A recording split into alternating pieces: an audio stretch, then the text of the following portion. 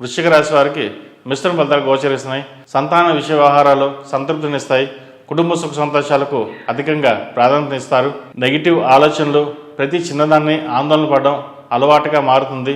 గతంలో వద్దు అనుకున్న అవకాశాలు తిరిగి అనుకూలం చేసుకునే ప్రయత్నాలు పట్టుదలగా చేస్తారు.